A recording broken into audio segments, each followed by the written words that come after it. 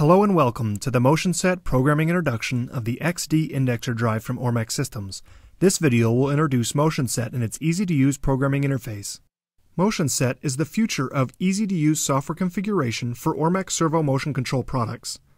The power of MotionSet lies in its ability to take simple and complex motion tasks alike and streamline them to minimize your effort. You'll spend more time putting the finishing touches on your machine and less time doing things like configuring multiple programmable limit switches. Every project starts in the project tree. Starting on the setup branch, the hardware is configured. Then, I/O assignments are made, and finally, motions are programmed. At the top of the tree are some of the diagnostic tools that give you vital information about the status of your system. I'll cover this topic in depth in the Advanced Diagnostics companion video. But for now, let's take a closer look at these steps and see how they make your job easier. Hardware configuration is accomplished step by step through a menu-driven system. This system allows you to select settings from drop-down menus and enable and disable needed features with the click of a mouse. The advantage to this type of programming is that you know what your options are, and you can ignore features that do not apply to your current application. Tasks such as adding a custom motor, configuring user units, and initializing programmable limit switches is quick and painless.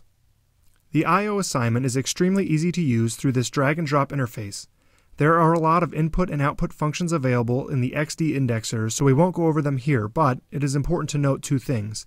First, multiple functions can be added to a single input or output, giving you unprecedented flexibility and very basic logic control.